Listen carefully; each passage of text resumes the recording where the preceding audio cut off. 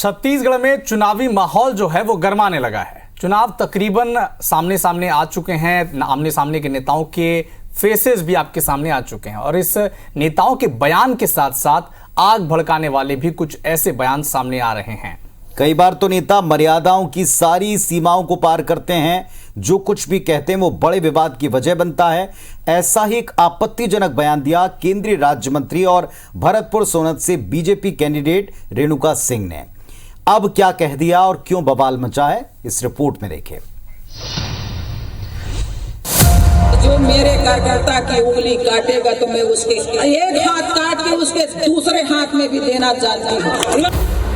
अभी आपने जो वीडियो क्लिप देखा वो किसी फिल्म या वेब सीरीज का नहीं है। हाथ काटने की धमकी देती नजर आ रही महिला नेत्री केंद्रीय राज्य मंत्री रेणुका सिंह हैं। रेणुका सिंह को बीजेपी ने इस बार छत्तीसगढ़ विधानसभा चुनाव मैदान में उतारा है। वे छत्तीसगढ़ की भरतपुर सोनत विधानसभा सीट से उम्मीदवार हैं। रेणुका सिंह इसके पहले 2 बार विधायक रह चुकी हैं। रमन मंत्रिमंडल में महिला एवं बाल विकास मंत्री रहने के साथ साथ आदिवासी विकास प्राधिकरण की उपाध्यक्ष रह चुकी हैं। पिछले लोकसभा चुनाव में वे सरगुजा सीट से सांसद बनी और फिर प्रधानमंत्री मोदी ने उन्हें अपने मंत्रिमंडल में अनुसूचित जनजाति विकास राज्य मंत्री बनाया। ये सब बताने का अर्थ ये कि वो कोई सामान्य नेता या कार्यकर्ता नहीं है। अब एक बार फिर से रेणुका सिंह का पूरा बयान सुनिए कि उन्होंने किस अंदाज में धमकी दी है। जब मैं भारतीय जनता पार्टी की मंडल अध्यक्ष थी, मेरे ऊपर 12 केस थे, 200 धाराएं लगी थी। तब मैंने डंके की चोट पे तुलेश्वर सिंह से कहा था कि तुम मर्द होगे तो 100 केस मेरे ऊपर लगवाओ।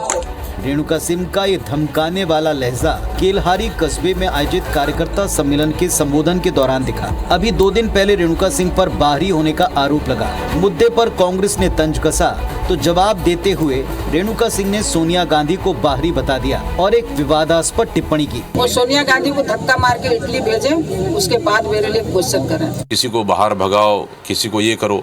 भाई हम तो नहीं बोल रहे हैं, मतलब आप किसी को हाथ काट दो, मतलब चुनाव जीतने के लिए आप मुद्दों से अलग हटकर बात करेंगे तो इसके लिए लोकतंत्र में स्थान नहीं है।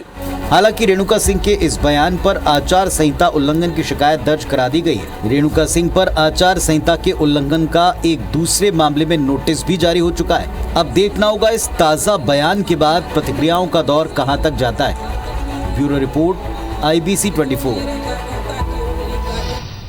तो एक कद्दावर नेता केंद्रीय मंत्री होने के साथ साथ अब की बार उनको भरतपुर सोनर से पार्टी ने प्रत्याशी बनाया। फिर क्या वजह है कि एक के बाद एक उनके इस तरह के बयान आ रहे हैं?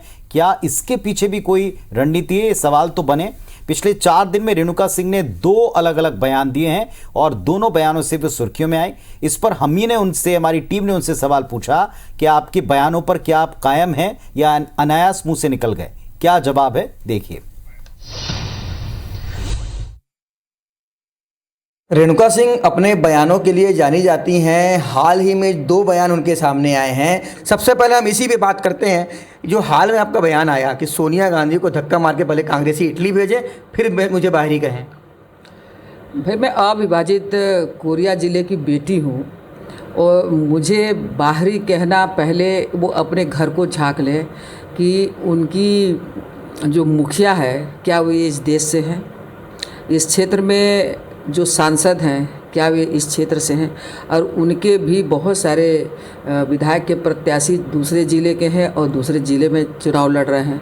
तो कोई मैं प्रदेश की बाहर की तो हूँ नहीं, और इसलिए मैंने कहा कि पहले अपने घर को झाँकें, पहले सोनिया को भारत से इटली भेजें, इसके बाद वो मेरे भीतरी बाहरी की बात करें। कल किल्हारी में आपका एक बयान आ गया कि अगर जो है मेरे कार्यकर्ता को कोई रोकता है और आपकी एक उंगली काटता है तो मैं वो नेता हूं जो उसका एक हाथ काट करके दूसरे हाथ में देना जानती हूं। कल किल्हारी में कार्यक्रम था। कार्यक्रम के पहले मैसेज आया कि आप लोग इतना बढ़ चढ़ कर यहाँ पर भाजपा का कार्यक्रम कर रहे हो, लोगों को बुला रहे हो, और इस प्रकार करोगे तो तुम लोग को देख लिया जाएगा, सत्ता हमारी है। तो अब सत्ता इनकी नहीं, अभी सत्ता जरूर है इनकी, लेकिन इनकी उल्टी गिनती चालू हो गई है। अच्छे बहुमत के साथ छत्तीसगढ़ में भाजपा की सरकार आएगी। और मैं तब भी बोली, आज भी बोल रही हूँ कि मेरे कार्यकर्ता की किसी ने उंगली छुआ तो मैं हाथ पकड़ना मरोड़ना भी जानती हूँ। तो ये थी रेणुका सिंह, जिनका कहना है कि आज भी मैं अपनी बात पे कायम हूँ। उन्होंने कहा कि इस पूरे बयान को मैंने गंभीरता से दिया है, पहले कांग्रेसी खुद देखें कि उनके नेता कहाँ के हैं और कहाँ से चुनाव लड़ते हैं, इसलिए मैंने इस तरह का बयान कहा है। सतीश गुप्ता, IBC 24, मनेंद्रगढ़। हालांकि जैसे ही पहला बयान सामने आया था सोनिया गांधी को लेकर, बीजेपी के नेताओं ने खुद कहा था IBC 24 के मंच पर कि शब्दों की मर्यादा लांघनी नहीं चाहिए, लेकिन अब रेणुका सिंह खुद कहती हैं कि बड़े सोच समझकर उन्होंने ये बयान दिया।